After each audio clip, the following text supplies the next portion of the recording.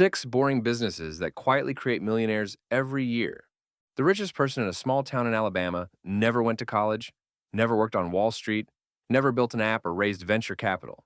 He owned tow trucks, specifically the only heavy-duty tow trucks capable of moving broken down 18-wheelers on a long, isolated stretch of interstate where breakdowns happened every single day and competitors were nowhere to be found. When a semi went down on that highway, and they did constantly, there was one call to make, his. And because he was the only option, he could name his price. Every time. No pitch deck, no investors, no exciting origin story.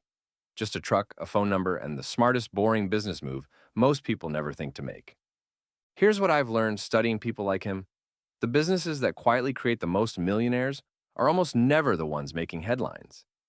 They're the ones everybody walks past without a second thought. The ATM in the corner of a nail salon, the laundromat spinning at 2 a.m., the garbage truck making its rounds before the city wakes up. These 6 businesses have been minting millionaires for decades, not because they're exciting, because they work. Every single week, whether the economy is up or down, whether the stock market is crashing or booming, these businesses just keep running.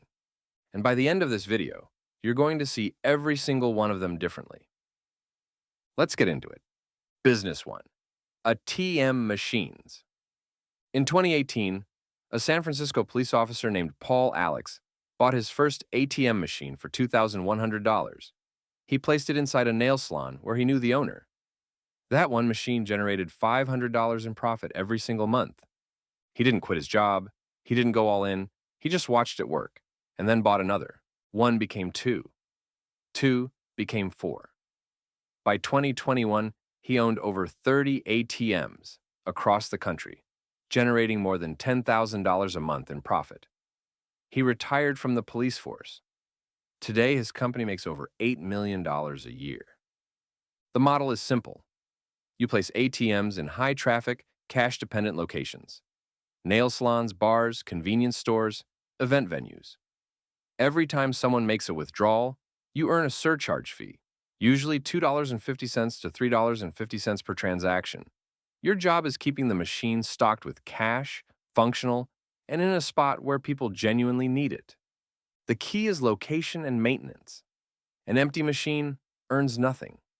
A broken machine earns nothing. But a well-placed, well-maintained ATM in the right spot can run almost entirely on its own. For $2,000 to $5,000 to get started and a few hours a week to maintain, this is one of the lowest barrier entries into a real cash flow business that exists. Business 2. Laundromats. The laundromat industry has a 95% success rate, almost double the national average for small businesses. That number exists for one reason.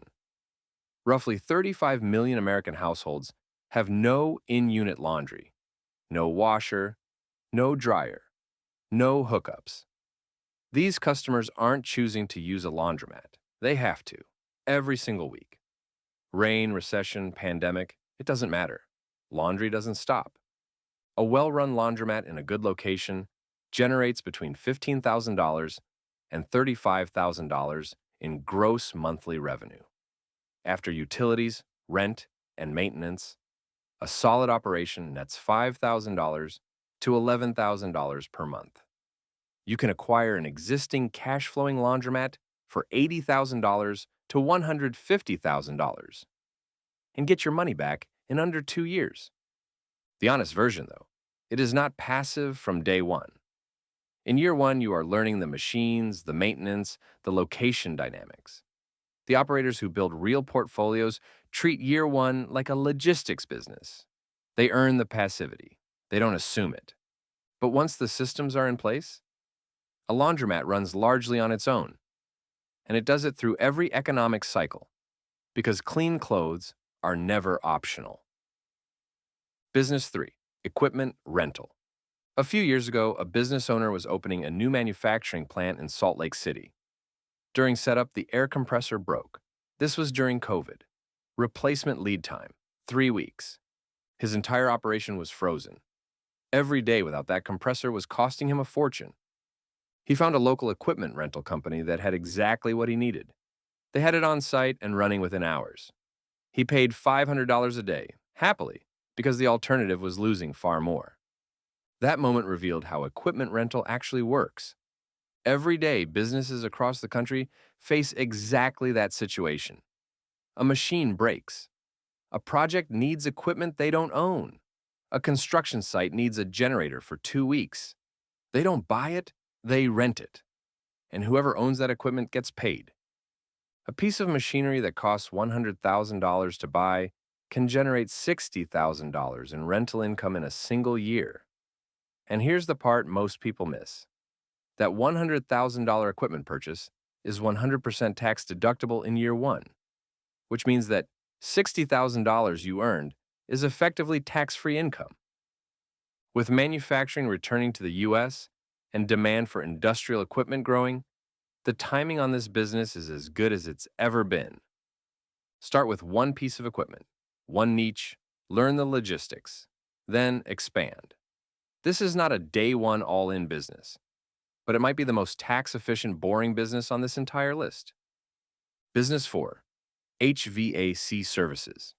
Now we move into service businesses, and this is where the real scaling potential lies.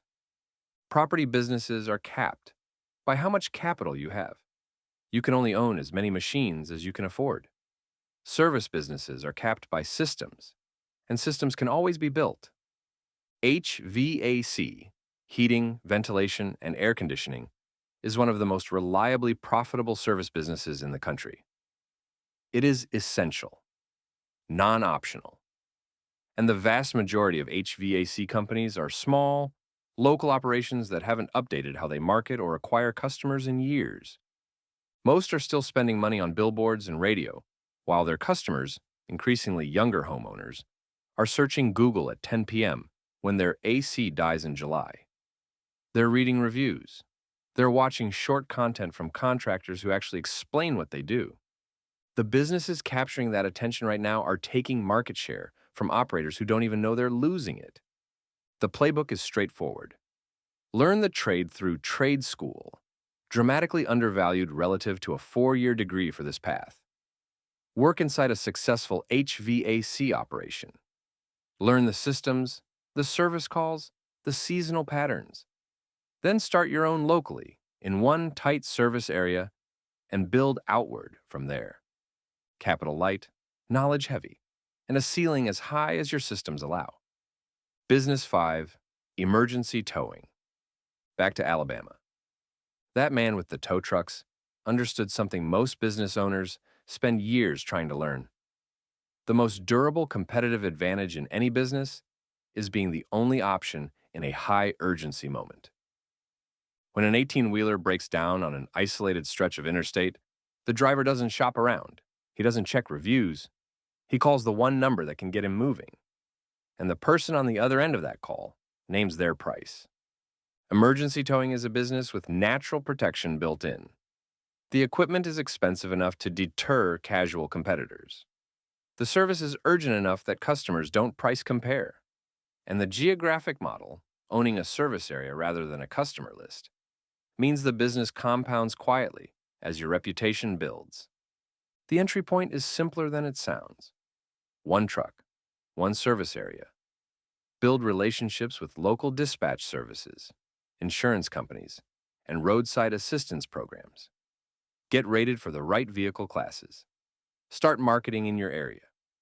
Scale by adding trucks and extending your coverage area. The complexity is operational. Maintaining equipment, qualifying drivers, managing dispatch. But it's the kind of complexity that systems solve. The man in Alabama figured this out without a business school education. He just understood that showing up reliably in someone's worst moment is a business model that never goes out of style. Business 6, waste management. This is an $80 billion industry, built entirely on trash. In 2007, a hockey player from Ontario named Patrick Davigi started a small waste management company by acquiring several struggling local operators, businesses nobody else wanted. Then, he did it again, and again. Over 100 acquisitions. In 2011, his company GFL, Green for Life, won the contract to collect trash for the entire city of Toronto against much larger established competitors.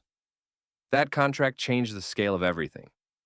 Today, GFL is publicly traded, operates across Canada and the United States, employs over 20,000 people, and is valued in the billions, all from trash. Here's why waste management is structurally exceptional. Every home, every business, every restaurant, every hospital produces waste. Every week, without exception. The customer doesn't shop around. They don't cancel when the economy softens. Churn is extraordinarily low because switching providers is inconvenient, and the service is invisible when it works. Getting in isn't easy. There are regulations, established players with long-term contracts, and real capital required for equipment.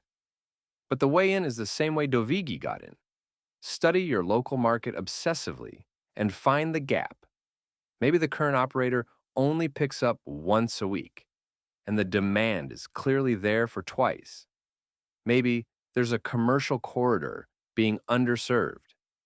Maybe there's a specialty niche the big players ignore.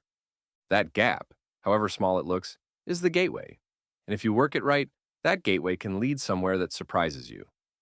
None of these businesses will impress anyone at a dinner party. You won't see them trending on social media. Nobody's filming a documentary about the person who owns 12 laundromats or the operator running 3 towing routes across 2 counties. But they don't need a documentary. They have something better. A business that runs whether they're watching or not. Cash flow that doesn't care about the news cycle. A model that has worked quietly for decades, while everyone else was chasing the next exciting thing. The pattern across every single one of these businesses is the same. Start small, start local, prove it works, then scale. Paul Alex started with one ATM in a nail salon. Dovigi started with struggling companies nobody wanted. The man in Alabama started with one truck on one stretch of highway. None of them went all in on day one. They all just started and let the boring business do what boring businesses do. Work quietly, compound slowly, and eventually make someone very wealthy.